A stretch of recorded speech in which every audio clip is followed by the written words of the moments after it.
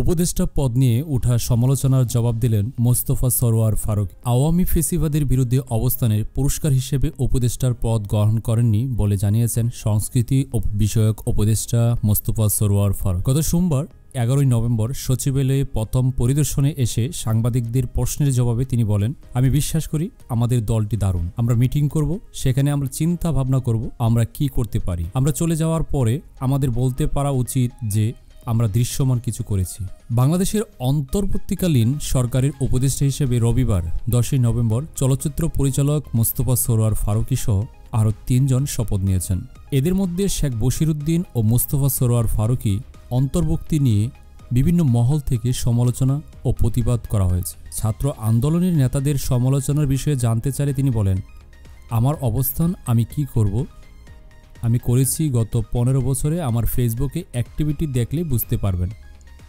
তিনি বলেন, আমি ফেসিস্টদের সমর্থন করি, এটা বলা অবিশ্বাস্য, এর জবাব দেওয়ার দরকার নেই।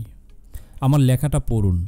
সংবাদ সম্মেলনে নবনিযুক্ত উপদেষ্টা নিজের লেখা 2014 সালের একটি নিবন্ধনের প্রসঙ্গ টেনে সেই নিবন্ধন পড়ার অনুরোধ জানান। এই চেতনা নিয়ে আমরা কি করব?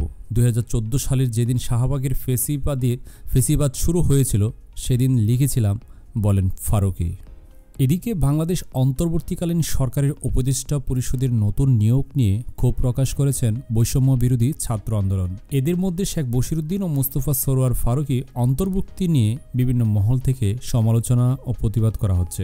ঢাকা বিশ্ববিদ্যালয়ের বিক্ষোভ সমাবেশে বৈষম্য বিরোধী ছাত্র আন্দোলনের আহ্বায়ক হাসনাত আবদুল্লাহ বলেন, আমার চাই আপনারা অতি দ্রুততম সময়ে তাদের বিষয়ে সিদ্ধান্ত নেবেন এবং ছাত্র নাগরিকদের অংশীদারিত্বের বাইরে গিয়ে আপনারা যদি কোনো সিদ্ধান্ত নেন তাহলে তা মেনে নেওয়া হবে না।